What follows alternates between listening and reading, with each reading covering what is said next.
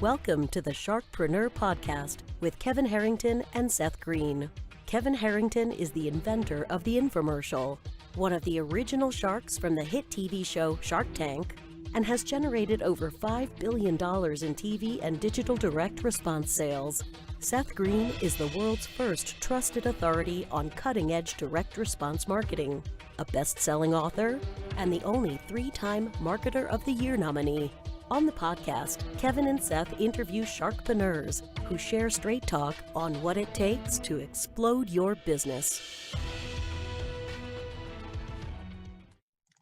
Do you want to become insanely successful? Do you want to be the go-to guru in your industry? Do you want to be talked about for all the right reasons? For over 40 years, Kevin Harrington has helped people just like you become significant influencers.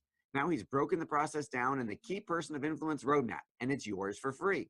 Just text KPI to him at 727-888-2100. Text KPI to 727-888-2100 right now and claim your free step-by-step guide.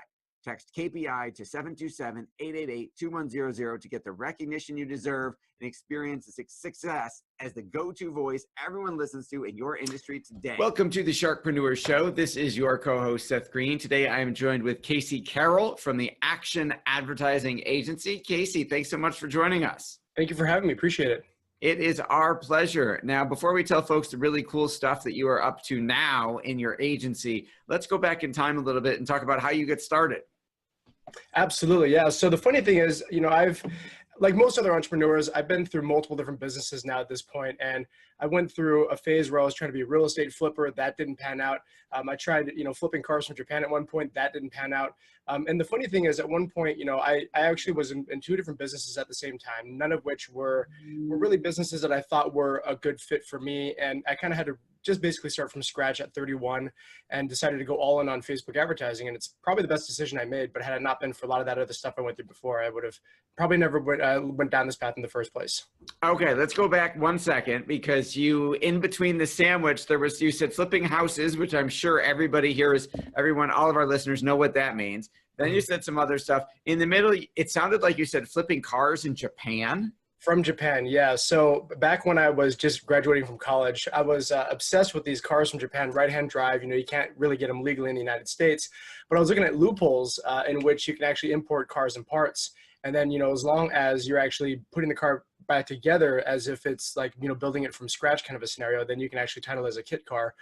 So I was fascinated about a lot of, I've always been interested in business. Back in, high school, I was actually trying to, flip computer electronics and stuff, but it's kind of one of those things where I've always had that entrepreneurial bug, and so going to the car thing when I was in my early 20s, I was absolutely in love with Japanese cars, right-hand drive cars, turbocharged, the Fast and the Furious type stuff. And so I decided that I wanted to take it upon myself to do something that none of my friends have ever done before, and no one really knew how to do. So I kind of had to figure it out as I went. But it was a massive failure. So it's not like I really, and again, hey, I think I learned a lot from that whole scenario too. Like, hey, maybe it's not the greatest idea if you don't know how to put cars together to import a car and parts and then see what happens, right? So it was obviously a learning lesson, but it was definitely a lot of fun too. That is too funny. We could probably spend a lot of time on learning from the failures of that business and learning how you create demand for people who want to drive on the wrong side in the US, but that's a whole nother conversation. Oh yeah. You decided to go all in on Facebook advertising. Tell us a little bit about that journey. Who was your first client? How did that get started? What did you do for them? Yeah, so my very first client was November 21st of 2016. I'll remember it vividly. And it was a chiropractor. So, going into starting a Facebook advertising agency when beforehand I was actually part of a creative agency at the time was a very big difference as far as like what I was trying to accomplish. So I started first just basically taking on any kind of client that I can get my hands on, just to kind of see exactly like which niches that I wanted to go down. And of course, all my mentors told me you should go niche specific. So what did I do? I literally picked 20 different niches and did the exact opposite of what I was told to do. But through the process, I did learn that I liked working with a couple different niches, and then ended up actually scaling a lot of those niches for the most part. I work with chiropractors and specialty medical in addition to also working with auto dealers. I know it's not necessarily the most congruent of niches to work with, but as far as the kind of niches that I enjoy working with, I realize I like working with both of them. So I ended up actually just picking both of those and scaling that.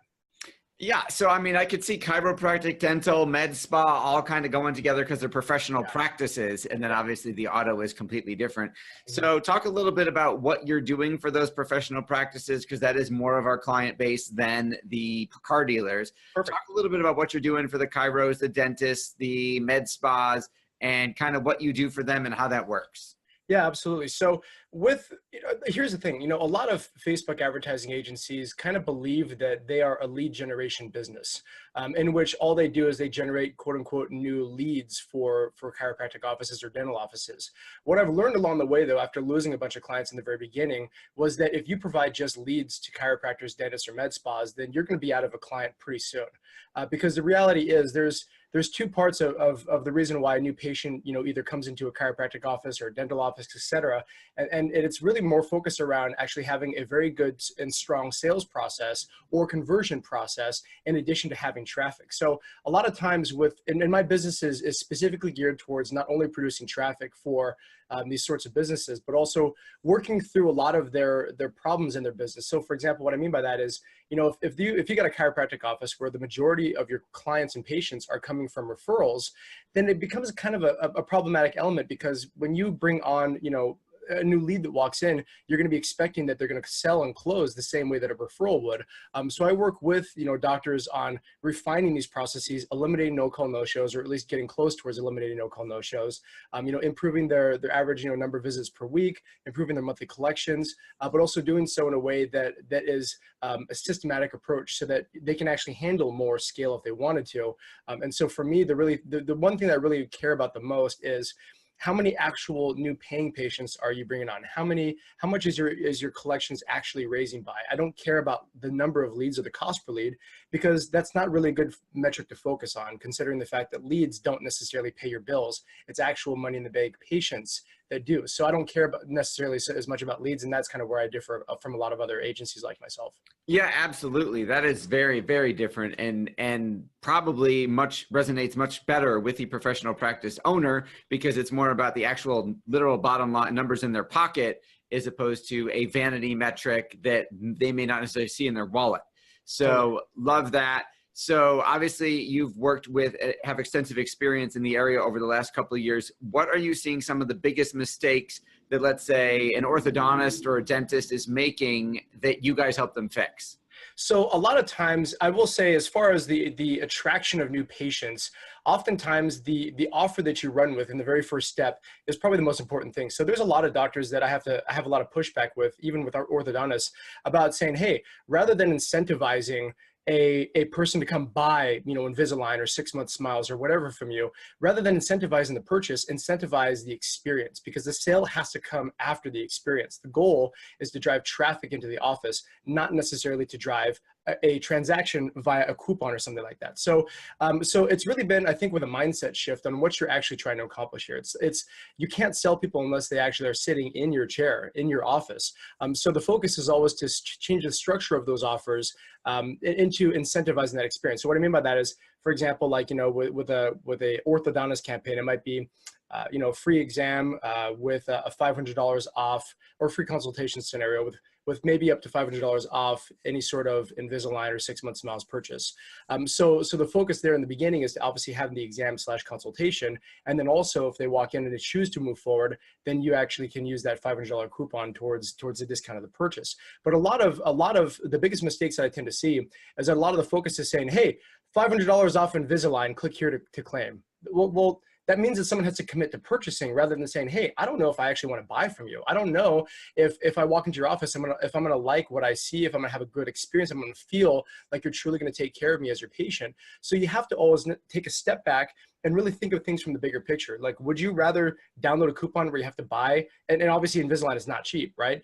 Where you get maybe $500 off of several $1,000s worth of product, or would you rather say, hey, I don't know if I want to buy from you yet, but I'm going to walk in, I'm willing to give you a shot, and then if I choose to move forward from there, I get that coupon. So I found that that's a huge mistake that happens all the time. Another mistake that I tend to see is, especially going back to what I was saying before about referrals, you know, a lot of businesses, whether it's dental, whether it's med spas, or whether it's chiropractic or any sort of medical, if you deal with a lot of scenarios where you are bringing in referrals consistently, and that's been your plan the entire time, the problem is when you switch over to a scenario where you actually do a lot of cold traffic, like what you would do with Facebook advertising, for example.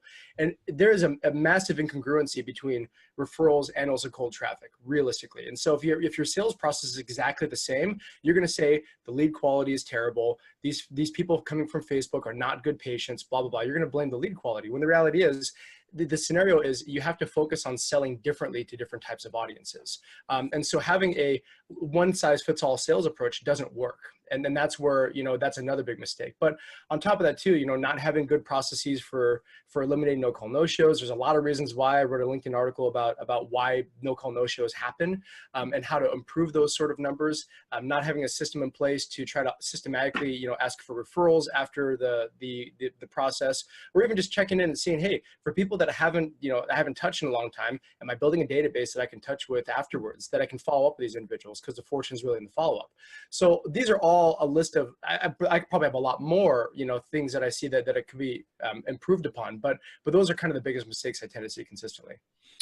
Okay, there was a whole lot of writer downers in that answer. So I think I liked so it's almost like a dating analogy, because by getting them selling the coupon, so to speak, you're asking them to make a buying decision before they've ever even met you.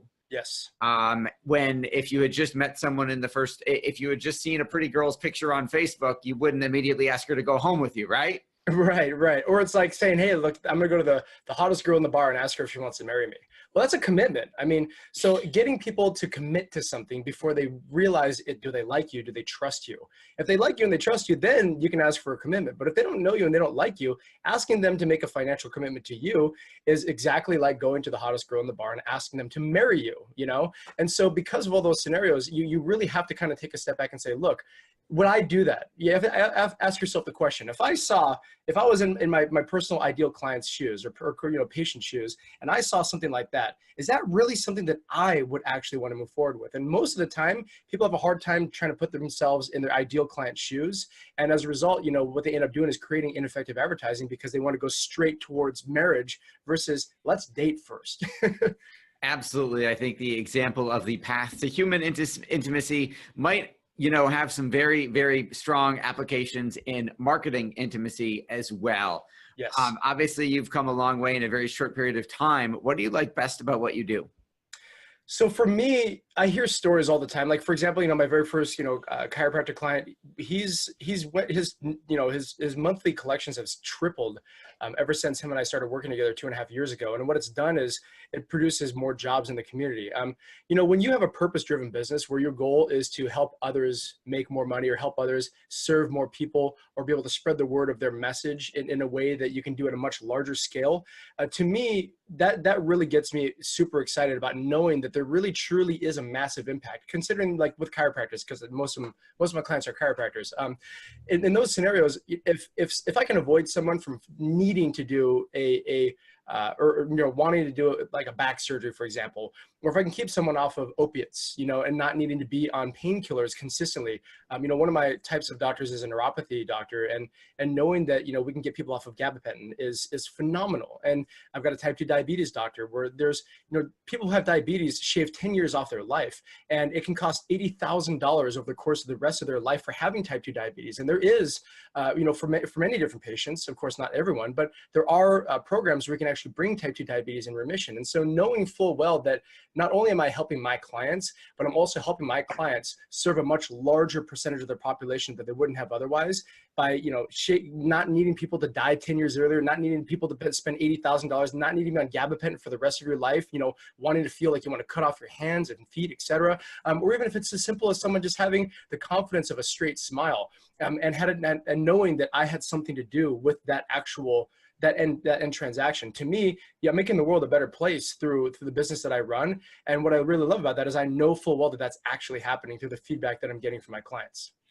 Yes, I would imagine the ripple effect is significant and obviously very exciting. I can certainly speak to that from our own experience working in some of those niches as well. So that's what you like best about what you do. With all the success you've achieved, what's your biggest challenge?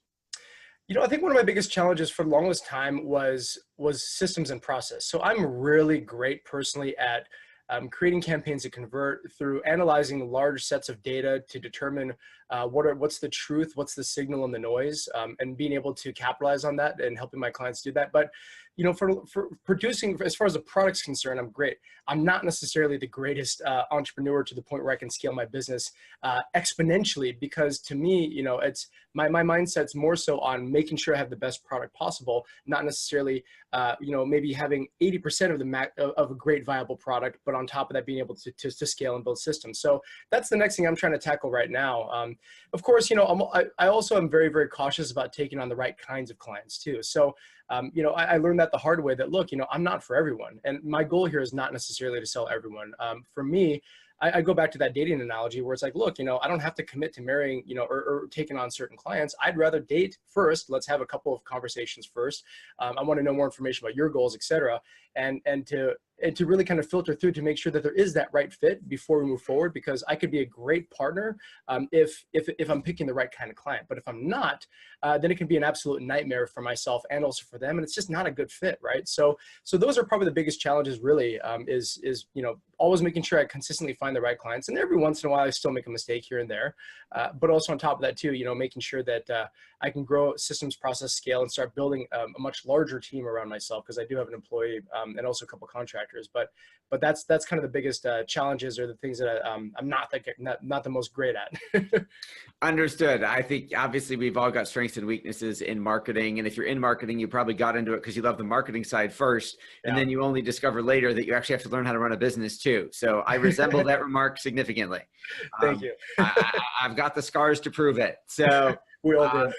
Yes, absolutely. All right. So you've built an awesome business. You're getting great results. You're helping improve the world one prospect at a time for each client. That's absolutely awesome. Where do you see yourself kind of like in the next 5 years? What's next for the Action Ad Agency? So one thing I've really been doing a lot of as of this year is doing a better job, I think, of promoting myself through multiple channels. So for me, my goal is to be able to help more people. And of course, the best way to do that is to bring on more clients in the process, right? So podcasts like this are things that I'm going to be focusing a lot more over the next 5 years. But to me, I rather than bringing on and saying, hey, I could have this massive business in which I only produce maybe a fraction of the impact I do right now. To me, I have a purpose-driven business. So I think 5 years from now, I will be growing, of course, don't get me wrong. I don't have a set goal right now exactly of what that looks like, but I don't want to set revenue goals, because I think when you focus on the money, you end up focusing on the wrong things. Instead, I want to focus more on obviously the number of clients I have, or the number of patients I'm able to produce for those people specifically, and having that number be exponentially higher year over year for the next 5 years or so. Because to me, of course, the money always follows value creation first. So if I create value, of course, the money follows. But to me, I'd rather focus on making sure that my metrics are focused entirely on that value. So, I'd like to see my business at least, 5 to 10 times larger from the number of clients and the number of patients that I am able to help because of those clients over the next 5 to 10 years or so. But after that, to be brutally honest, I don't have really a long-term 5-year master plan. I should probably create one. But for me, obviously what got me to where I'm at right now is not going to get me to that next step. So if we just loosely said to make the world a better place significantly more so than I am right now, I think we're probably okay with that. Awesome. Fascinating story, incredible success. Casey Carroll from the Action Ad Agency. Casey, we really appreciate your time. It's variable. Awesome interview. For folks who are wanting to learn more about the Action Ad Agency and what they do and how they can help you, please go to actionad.agency, where you'll find all things Casey. Casey, thanks so much for joining us. Thank you very much, Seth. Appreciate it. All right. Thanks everybody for watching or listening, and we will talk or see you next time. Do you need money to fund your idea, product, or service? Are you ready to take your business to the next level, but need capital to get it done? Kevin Harrington has heard more than 50,000 pitches and knows how to help you make the perfect pitch to get the funding for your entrepreneurial dream. He's distilled the process down in his perfect pitch cheat sheet, and it's yours for free. Just text PITCH to him right now at 727 727-888-2100. Text PITCH to 727-888-2100 right now and claim your free perfect pitch cheat sheet.